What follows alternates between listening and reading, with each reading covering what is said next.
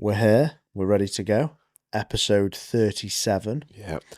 So when I, kind of December time, I always start writing down like my goals for the next year. And that was when I was thinking about doing the podcast. And I looked in my, when I was away, I think it was in India actually, I looked in my journal, and at the back I have a list of all my goals for the year. Only 5 or 6 actually. I was a bit, I'm very ADHD. James Sinclair, did you see his list of... He had about 30. He had about 30 goals, so I need to write more down. Yeah. And carry them over every year. But one of them was do 40 episodes of a podcast in 2025. Wow. So we're on track to do it. Hone in on that. What is this, episode 30? This is episode 37. Yeah. So today we'll film up to episode 39. Yeah. So yeah, I think, well, one of my favourite little quotes is volume negates luck. Yeah. So you often look at people and go, oh, they're lucky. They're doing well. But they've probably done a lot of volume. Yeah, they would have put the sets in, wouldn't they? Yeah, they put the reps and the sets in. Yeah, exactly. Yeah. So that goal for me this year, is the podcast booming? Is it fantastic? No.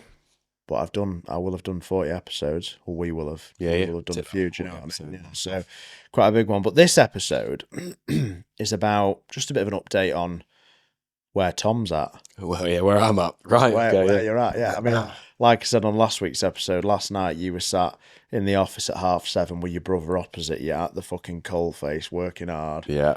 grinding, ordering containers. And I'm guessing you were doing that because you're busy. Exactly. Yeah. Yeah. It's gone very, very busy for us now. I've gone off like a rocket, to be honest with you. Because what was it, a year ago? Yeah. A year and a bit ago, we went down to London. We both went and had a chat with TikTok. Yes. Their Yeah, we HQ. did. Yeah. It was a year ago last week. Was it? Yeah. Did we do it when we went to business masterclass? I think it was. No, I think... Oh, no, it was the podcast. It was the live podcast. The live podcast, yeah. Because we got there, we had a bit of time to kill because the podcast was at like 7 p.m. Yeah.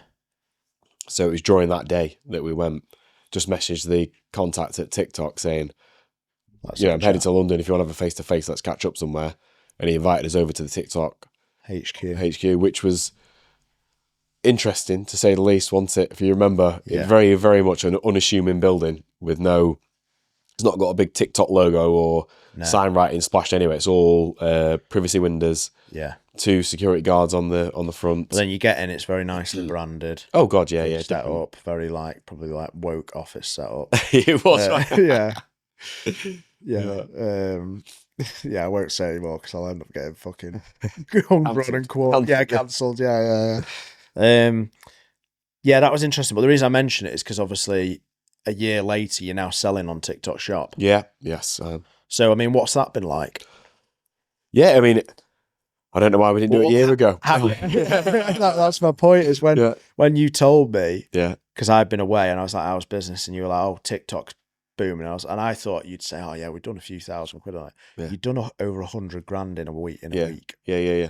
So what did that, when you launched it, how long did it take to tick on? It took a little time because, rightly so, with any sort of platform, I suppose, such as TikTok, there's like limitations. They put a cap on you in terms of how many orders they'll let you have in a day, just to see if you can cope with. So when did you actually launch it then? About 6 weeks ago. 6 weeks. So it will have been like midway through mid-August, yeah. And it was very much like allowed to upload a few products. So why did you launch it? Because it took you a while to launch it. Yeah, I mean, we're toying around for a while about, right, we should get on and do it, but we had that many other... we're busy. We had a few issues that we needed to sort internally, operationally, just to get it systemized, or as close to systemized as we could do. You were doing stuff, basically. Yeah, we're doing stuff, and it was on the priority list. It just kept getting kicked. Yeah. But then if I'd have known it'd be that much of a revenue generator, it would have gone up to the top of the list. So you identified it as important, maybe, but not urgent. Correct. Yeah. Or maybe even not important. Maybe not. Yeah, it was probably not important, not urgent. Yeah. When actually, it was important and urgent. Yeah, because it can be a game changer. Now that's an interesting thing for everyone to think about. Is on your to-do list, like identify prioritize which things are important, what is urgent, and then ask yourself, could it be? Yeah. Could it be the wolf in sheep's clothing? Yeah. Very much so. Could it be the disruptor? Because imagine if you'd taken action on that in October last year. Yeah. I'd have ordered more containers for this year, that's for sure, wouldn't I? I would have gone, right, we know what the demand's like for, when you told me about it, it made me think about when we launched our just-in-time model. Yes. And it took a bit of like flattening of sales for us to consider doing that. Yeah. And that has revolutionised our business. For you, I'm not saying this has revolutionised your business, but at a time where sales have been harder to get over the summer. Yeah. And you've turned this on and out of nowhere. And obviously you've turned it on and then you've hit a really good upwards curve with the weather changing and stock arriving for you and everything. But that hindsight it's a beautiful thing, isn't it? Yeah. No, do you know what I mean? Now being advocate of like preaching, have you thought about this? Yeah. Have you looked at TikTok Shop? You might have a certain few products that will work really well on there. That's obviously what we're finding. There's certain products that fit that market. I think if you look at the demographic on there, probably slightly younger than your Facebooks, your Instagrams, and all that sort of stuff. People are happy to transact on there. Yeah. I bought things on TikTok Shop a few years ago because I wanted to just see what it's like. Yeah. Experience the transaction all the way through from start to finish. But yeah, you're hitting that demographic, and I think what works well is sort of low to medium price point items where there's enough. It's easy to transact. Yeah, and you can do some volume. They want volume, is what they want. They want you to the reason they want volume is they want to gobble up market share. Correct, yeah. And when we went to see them last year, my business model isn't quite right for them for a few different reasons, but for you, it was like I call you Road King, but I think you're a bit of a marketplace king as well. You and your brother, James, as well. You both really understand how the marketplaces tick. Yeah. I've never sold on Amazon or eBay. We're 100% Shopify, our own website. Has pros and cons, but you can shift some gear on the marketplaces. Yeah, you certainly can do. Certainly can. Well, if we were to go to Avenue 85 today, we would see a lot of shipping containers in the yard, wouldn't we? You would, yeah. It's bursting at the seams, booming. Overspill warehouses and whatnot as well. Yeah, So. I think you spread all over the place. In fact, I emailed. Forgot to mention to this. You know that unit that I was looking at in New Mills. Yeah. They're chasing on me again. They want us to try and buy it, but I'm just like, we don't need it right now. Yeah. But I said on the email, I know another really good online retailer is looking for space because it's empty now. Oh, is it really? And he's trying to sell it, the landlord. Be paying rates on it soon, then. Be paying rates on it soon. So I said, I know someone that might be interested in a short-term lease for pallet storage. What have they said? They haven't replied. But I only sent the email a day or so ago. Yeah, let us know on that. Yeah, I'll let you know about that because that could be good for you. Because if you could get a few pallets in there. Yeah. Because it's just the other end of New Mills, isn't it? Yeah. I reckon just like low-level storage, you'd probably get 200 pallets in there. Oh, right, definitely. Yeah, that's what we're looking at. Do you know what I mean? Yeah. And it's got a loading bay door. It's secure. Good. Could be a good site, that, for you. If one of the mills, because obviously you've got stock in mills and other places. Yeah, if one of those sells, or because one of them's up for sale. But anyway. Yeah. We digress. But yeah, so TikTok Shop's been a bit of a boom for you, and I think there's been a couple of people we've heard about that have been doing well on TikTok Shop, haven't they? Yeah. People from my networking event and whatnot we've been going to. So how does it work then? So you list products, you've gone for lower number of SKUs, but you're backing it. What percentage are they taking? So, like top line, they do. Well, it depends who you speak to. Yeah. They do. Don't say if you don't want to say. Yeah, introductory offer. We've got support with it. Let's put it that way. Yeah, where we're paying. So you can negotiate better percentages. Yeah, and then it will go to a set percentage thereafter. But you might get a bit of a honeymoon period of like 20%. Is it? No, it's less than that. So Amazon's about 20, isn't it? Yeah, well, 15 and a bit. And then, you've got the fucking ads that you have to pay for. So it's about 20% cost of sale. Yeah. eBay's similar. Yeah, eBay now is like, depending on, well, they've moved the goalpost a little bit, but it was 10. It's like 10.5, depending on your category. And now there's also, interesting, like you're talking about ads. Now it's like a pay to play. Yeah. Because I did a little test on eBay and did like, I don't know, 100 orders or something. But none of the orders were profitable. No. Because our margins just aren't quite as sharp as yours. So we struggled on the marketplaces. We might revisit it.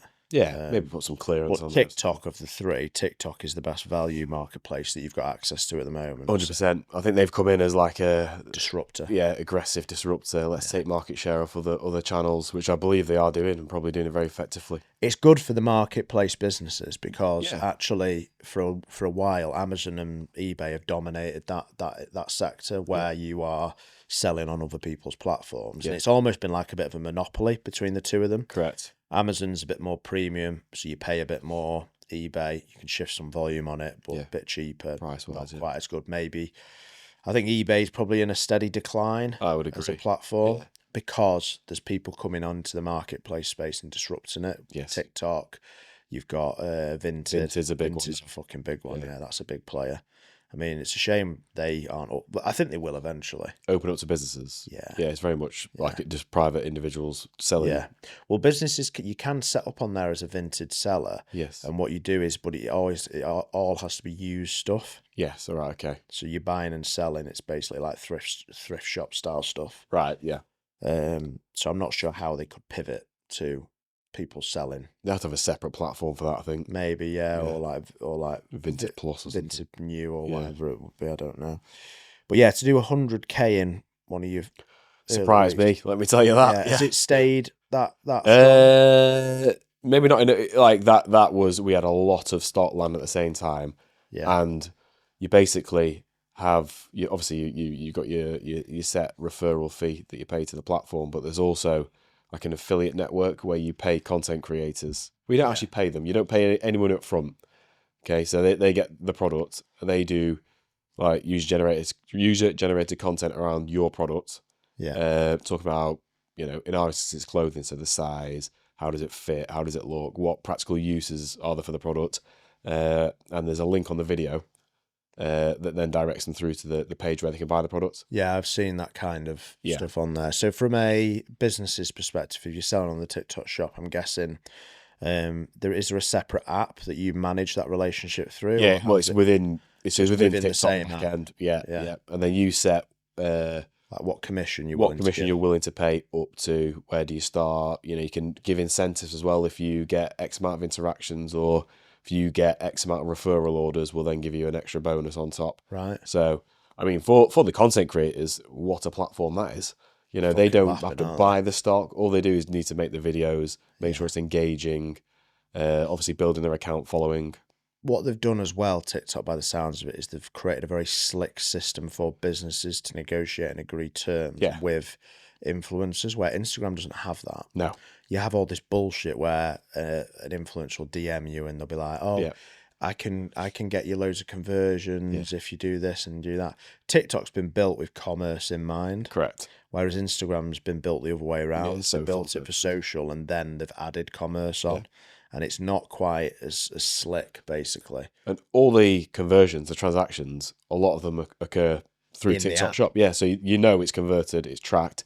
Whereas you're talking about your Meta, so your Facebook and your Instagram.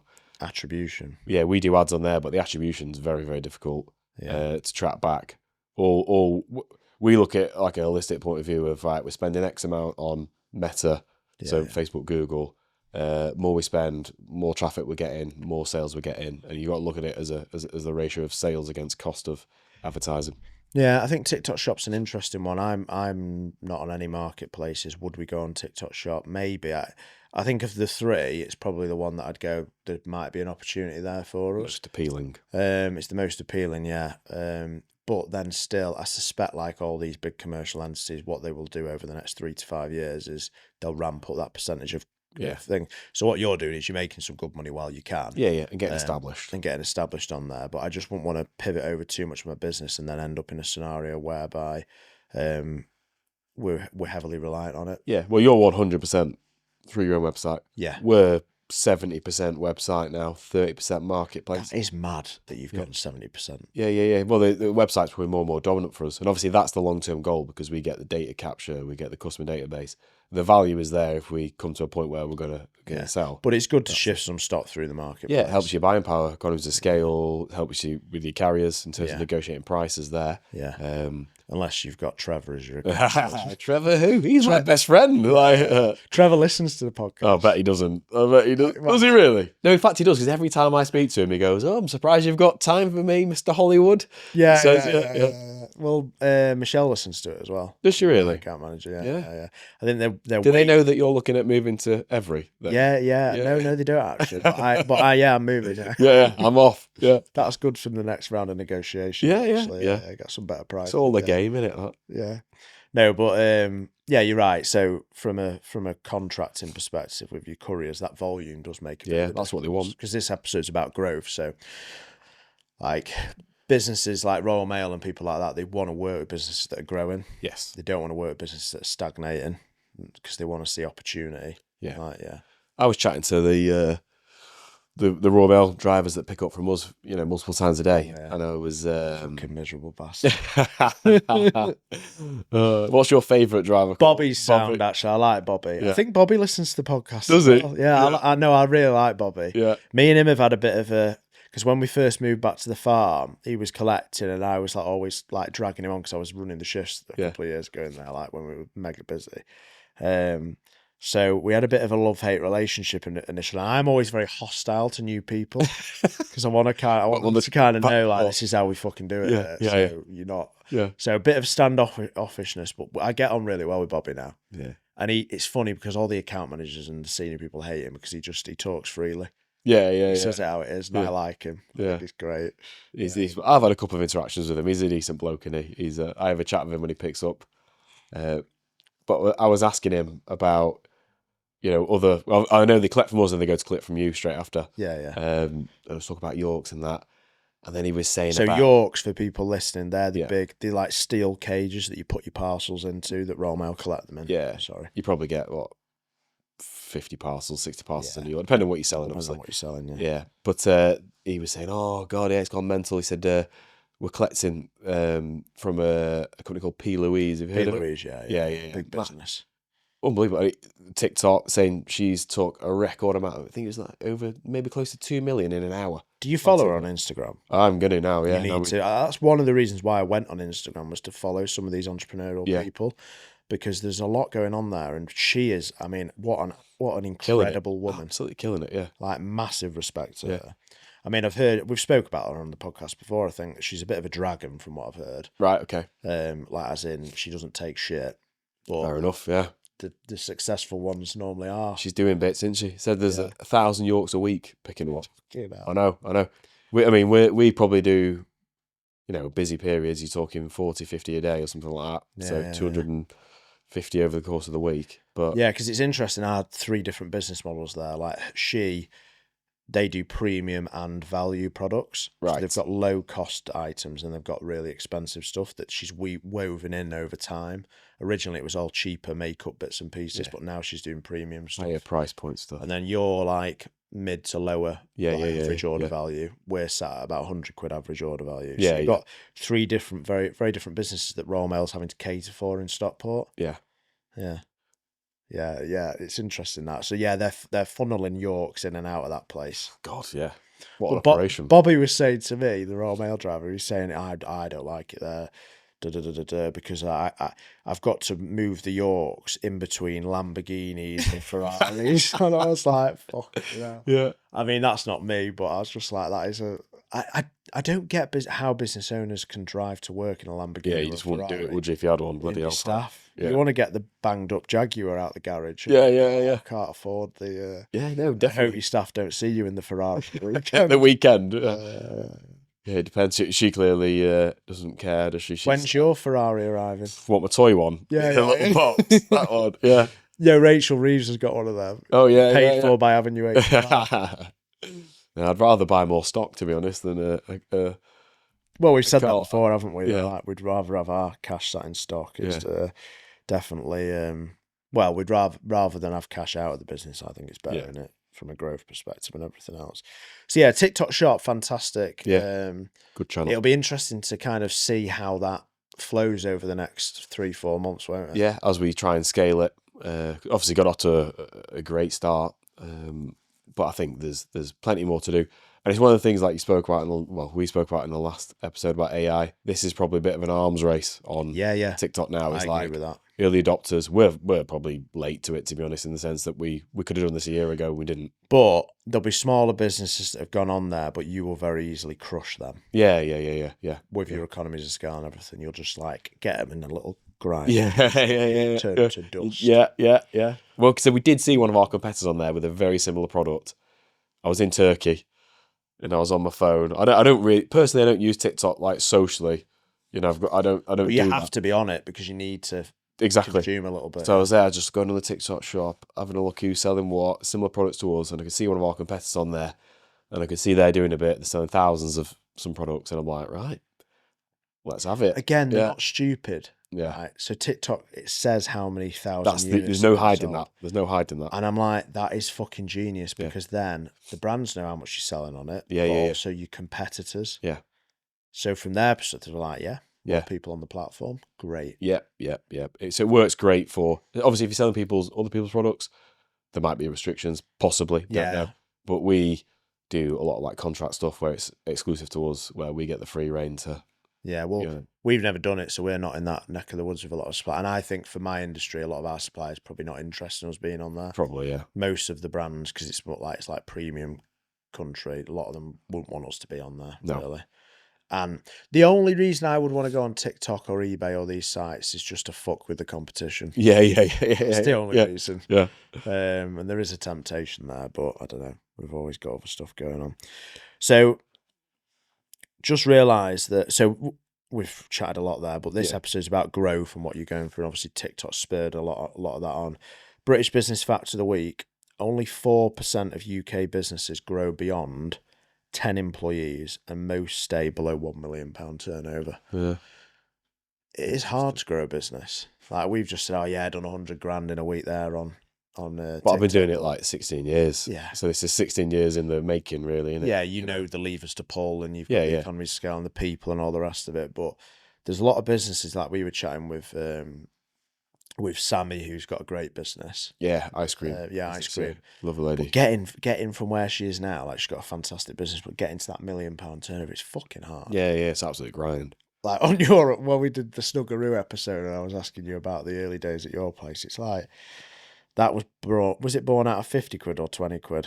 I think it was 50 quid. 50 quid, yeah. Buying stuff. Buying boxes of bits, yeah. Boxes of bits. And it's like, it's not easy. No. It's not easy. But right now with your life, relatively, you could very easily, and I could as well, we could have a very comfortable existence. Yeah. So we could probably work 35 hours a week, just do your ordering. Turn up at 10 a.m. Leave at 4:30. Not open TikTok shop, but just run a really stable business. Why do you want to grow it? I don't know. I said it before on it. It's like a game. It's like a game to me. It's like a hobby, sport, game. It's all just judged on numbers for me. Is it competition? Is it? Yeah, I want to output. I'm quite competitive, so I want to outperform the competition. And I know, like when I go around some of these trade shows, so you want to be bigger than Holland's Country Club. I'm waiting for the acquisition offer. Yeah. No, it's seeing the competition. I think when we were at the London last week, with Richard Harpin, he's a phenomenal guy. Copy and just improve. And I can see some of the competition what they're doing.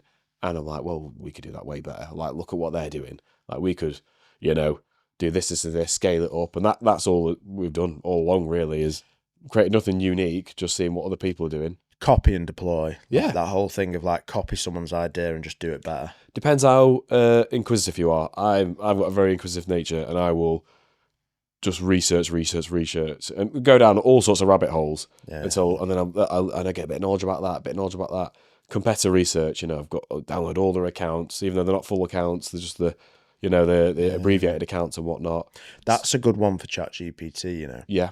If you download all of your competitors' statutory accounts and then upload them into there, you'll get some basic analysis. Yeah. It is good. I've done that. Yeah, definitely. So the more you know about them, the better. I've even had, was it 2 weeks ago now? A phone conversation with one of our sort of main competitors. that he's looking to sort of knock it on the head. Yeah. Yeah, exit the industry. What a lovely guy as well, you know.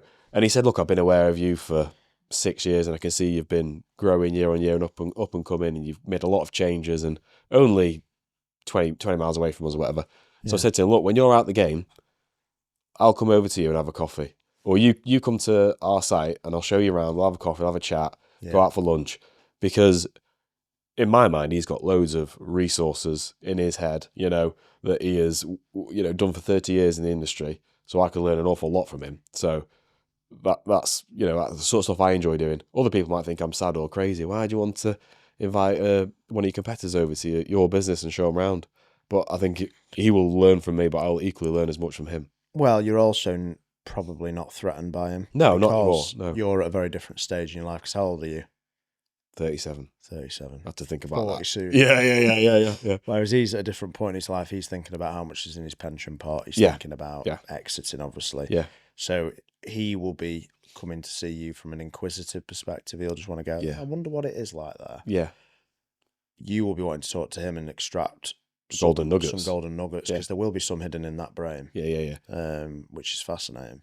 Yeah. It would be very interesting. And I did hear through a third party that knows him as well. He said, he really enjoyed speaking to you, you know, for an hour or so on the phone, and he really wants to, you know, have that chat and come over and have a. He'd be an interesting person to get on the podcast. Yeah. Because we could chat about Jack Murphy, because that would. Cause did he? He used to do big with Jack Murphy. It was us and them. We were constantly. Yeah. Tell him that you know me. Yeah, well, yeah. Because he'll know who we are. Yeah. Say Matt Holland says hello, and he says, and like Jack Murphy, that was fun, wasn't it? Yeah. Because we were fighting on that for a while. I mean, maybe we were smaller at the time, so maybe we weren't stealing his breakfast. Do you know what I mean? Yeah. So we weren't on his radar. But yeah, we won't say who it is. But yeah, interesting one. So yeah, growing the business. It's growing at the moment for you. We're doing well as well. We're growing, but it's like. While I was away in the summer, I was thinking a little bit like we could very easily just sit back. Yeah, well, yeah, you're right. You could sit back. You could make things more efficient, take less risk, and personally benefit financially a lot more than what I currently do. Yeah. But I don't know. I just think like ever since I started and got going and did a set number in my head, let's get to that, get to the next one, get to the next one. You know, then you surpass those, you know, through hard work and good luck and fortune. For you, is it a linear level up, or is it a no? We've and then a plateau, up and a plateau? We've had up 20% drop, you know, another spike, another drop, level off, 3 years leveling off, just literally hitting within 3 or 4% of that same number for like 3 years. Yeah. And then it was like go time after that, and then it was growth. Do you think what I was talking about personal development, do you think you've personally developed yourself this year? Yeah, I think. So if Tom were to meet the Tom of last year, yeah, and you were to compare notes on what you're doing in your day-to-day life, do you think you're doing better things? Yeah, 100%. Better habits, personally. I think probably started my personal sort of development about 3 years ago. And there's no coincidence over the last 3 years we've grown in the business year on year, because I've looked after myself a lot better. So health and fitness has been big. Physically, mentally, you know, going just pushing myself out of like just sit in the office, do what I normally do, go home, don't have any awkward conversations, don't go to any networking events. Whereas now I love it. Like we've gone to the one the other week. Yeah. I go to a few. We've gone to some business breakfast clubs locally. You know, Mage Cloud run their own sort of e-com events. You know, got pushed on to do 2 speaking gigs doing that. My old schools invited me to go and do a speaking thing there to some of the students, some of the 6th form students. Yeah, that'd be good. But just doing that, I wouldn't. 3 years ago, I'd be like, absolutely no chance, no way am I doing that. Like, whereas now, I'm like, yeah, you know what, open to it, because you need to put yourself in certain situations for the opportunity to come in front of you. Yeah. You know, the people that you meet at these events, you know, those conversations at the bar or, you know, at a coffee break or whatnot can lead on to something really, really good. Yeah. Like we sort of re-met and rekindled at a networking event, if you remember, in Manchester. Yeah. Poor Poor dark horse. Yeah. Well, that was a great thing that they put us they didn't put us in touch, but Yeah, we met there and we had a good chat at the bar for yeah. Well, 2 it was 3 seeing hours. your brother actually at the kids' football. Football. Yeah, right. Okay, And I yeah. was like, that's James. Yeah. You're 85. But we'd gone for a bit of a difficult patch that year.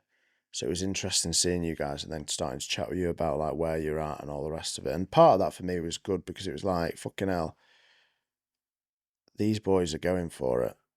Yeah, So yeah. it spurs you on to do more. Yeah. Like I jokingly said before, when you're saying you want to grow and you want to do better than your competitors, and I'm like, oh, well, fuck, you might one day be at Holland. Yeah. But I mean, you're the bigger business out of the two of us, so it's interesting, the growth journey and pushing yourself and trying to grow yourself personally and all the rest of it.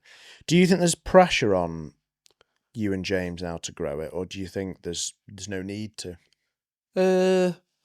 Yeah. Partly because there's people that work in our business that have been with us quite a while now, and you want to see, and they've come on leaps and bounds, but you want to give them equally a great opportunity to grow themselves personally. Yeah. Like I'm going to start taking one or two of the people I'm thinking of now in our business to some of the networking events we go to, just to open their eyes that it's not just Avenue 85 in an office. There's bigger things. I know one of them's come to the ecom event. Yeah. Loved it. Gone to some email marketing events. They love that. So you feel almost a responsibility to grow the business so that your people can grow? Equally as well, yeah. Yeah, because you're right. If you've got a good person and your business is stagnating or just you choosing to be the same, you're kind of holding them back a little bit and you might end up losing them as a result. Yeah, they might leave to go seek another opportunity where they can grow. So Yeah. Well, good people grow. Yeah. It's the people that are a bit average stagnate and stay the same. Yeah. So you need to. I mean, I would like to be able to say that everyone in my business wants to grow personally, and I think most of them do. Yeah. But you can't expect everyone to be in that way inclined. Some people want stability. They might be wanting to grow in different ways. Yeah. It's just respecting that people want different things, I suppose. I mean, for me, at times we've probably grown too quickly. Yeah, that can happen. You sort of overtrade in a sense, don't you? Yeah. So I'm conscious of it at the moment. It's like we're massively up year on year in September. Last September was our biggest September ever. Yeah. And I'm thinking, fucking hell. Yeah, we're not going to hit that number. Because the problem is I thought we weren't going to be able to match last September because it was so good. And then we've had a flat summer and we've beaten September. Yeah. It's crazy. It's And crazy. you guys have smashed it as well. So there's opportunity out there. But what I worry about is, what I worry about is growing too quickly again and cash not, because the problem is when you grow in the business because of taxation, you're taking that 25% out for corp tax all the time. You're taking you've got the turnover taxes, national insurance taxes.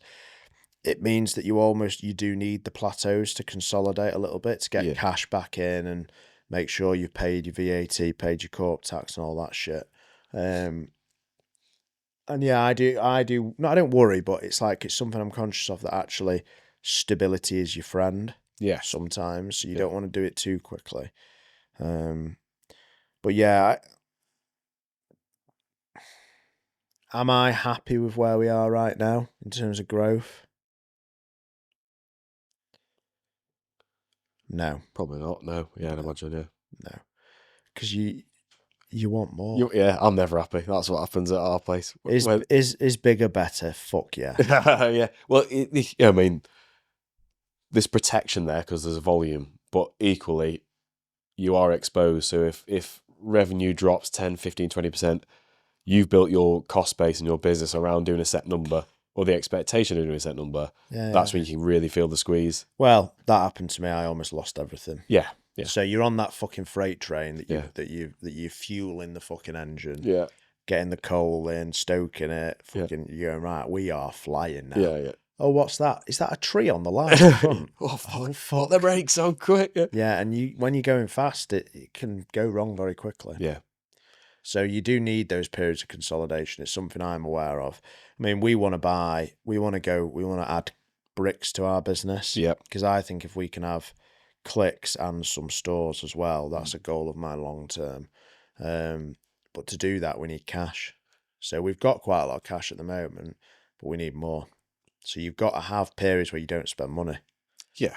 Which is hard as an entrepreneur, because you always, like, almost the last 12 months of my life has been about looking at deals and not going for them. Yeah. That's a good discipline, though. It's been really hard. Like, I've viewed 5 garden centres. Right, okay. And I've seen one that I do really like now. Yeah. But it's like, is it the right one? Yeah. It's so difficult. So that does show you, though, that opportunities are out there. Like, you've viewed what we say, the 5 in 12 months. Well, it's very different to when in 2021 I was looking for a new warehouse for us, and there was fucking nothing because everyone wanted a new warehouse at the time. Because obviously the boom during the pandemic for online retail and warehouse space. Right now there's businesses for sale. Yeah, it's quite a bit going. It's fucking hard. Yeah. And there's also warehouse space around, I think. It's coming up now. More than it has been. Yeah. I'm not saying there's loads, but it's better than it was. So the landlords are probably getting a bit twitchy about that. Just final thought on this episode. Is there anything, when you look back now and you look back at, say, pandemic period or like last year about TikTok, do you have any major regrets on your growth journey as a business? Is there anything where you've gone for an opportunity and it's really fucked you in the last few years? Ordering too much stock, maybe going after something that you shouldn't have gone after. Yeah, we've all done that. Ordered too much product and gone, oh God, why have we done that? Whether demand's softened or whatever. We've done that. Yeah, and that can catch you out. But we've navigated that, through choppy waters. But in terms of looking back at COVID, when it was an absolute boom, easy. But then people got complacent then because it was easier to sell, because your competition on the high street was basically shut. So you had no other option but to buy online. So you were in the perfect... We should have just made 10x of that opportunity, and we didn't, and we should have done. Well, it goes back to the whole TikTok thing, which is it's taken a little bit of a flattening of the growth over the summer for you to take that leap. Yes. Yeah. So when things are great and easy, you don't push, you don't take the risks. No, that's a good point. You need those hard times to come along to make you realise and think, harder times, and you need almost... What is a really big skill is having the mentality that when it's good, you push it harder. Yeah. That's a hard thing to have. I like to think that I have that. I do have that sometimes, but not all the time. No. Yeah, you need that momentum behind you. I still like the wind in the sails and just keep pushing, because at some point it will slow for us. We'll probably see a decrease in revenue, but then it's like reset and go again. You have to give things a go, but you also have to be willing to pull the plug on something if it's not working. That's really important. So, ChatGPT question of the week. If ChatGPT wrote you a 3-year growth plan, would you actually follow it? So, do you think AI can really coach and give you opinion on how to grow your business? What's your opinion on that? Have you asked it those questions before? I haven't. How to grow on your Avenue 85? Yeah. What would the next opportunities be that lie ahead of us? Yeah, I suppose I'd have to feed it. I would only trust it if I fed it historic data of this is what we've done, proper history of what we've done, what went wrong, where we're at now, and you know what, I would like to see what it would say and give us some options, because the future's unknown, isn't it? Really. So we could very easily go to market and get ourselves a proper business consultant and pay them thousands of pounds to consult on Holland's Country Clothing, Avenue 85, where we're at, how should we grow, what our plan should be. Why are we as business owners, why have you just said there that you've not had that conversation, you've not educated an AI, you've not uploaded the financials, you've not had that chat when it's free? Yeah, that's a good point, because I'm just busy in day to day. Time restraints. If it was, if you were in challenging conditions and you weren't growing, do you think you'd have to? Yeah, you'd go, right, how are we going to grow? Oh, let's ChatGPT, what's going on here? So it's the same thing again, isn't it? Yeah. We're both in that situation of you get complacent. Yeah. So because things are growing now, we're not having that chat. No. So I've not done that entirely. I've done bits of it, but it's interesting how the human mind... What did it say for you to do? Acquire Avenue 85? Yeah. Compelling offer. Yeah, right, okay. Interesting. Well, the Trojan horse arrives next week. Oh. Well, what do you think Larry's doing at your place? Larry's fucking nailing it at the moment. I'll tell you what, Larry Lyle, so story, Lyle at Avenue 85 had someone in for a trial shift and thought, it's not good enough. But I suspect when Larry turned up at Lyle, Lyle was intimidated by Larry, and that's why he didn't give him the job. Yeah, quite possible. Plausible. Quite plausible. Plausible, Yeah.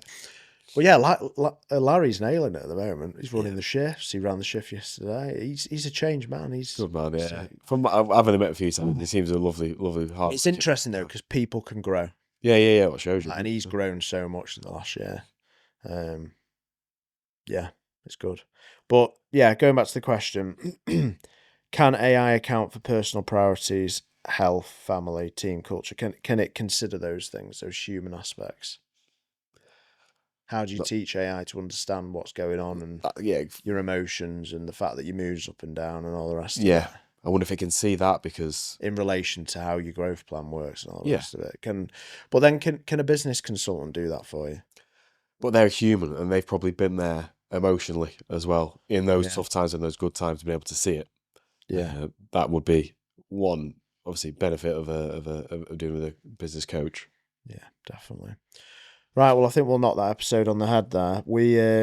So that's episode 37. Next week we've got episode 38, fixing the UK tax incentives. Yeah, okay, yeah. Growing real businesses. So how should the Chancellor? We've commented a little bit on like the negatives of all the negative shit that she could do. Yeah. How can she stimulate the UK economy? How can she incentivise us to hire UK people rather than people in India and all the rest of it? So we're going to chat a little bit about that. Yeah, good. Look forward to it. I'll see you next week, mate. See you next week. See you later, guys.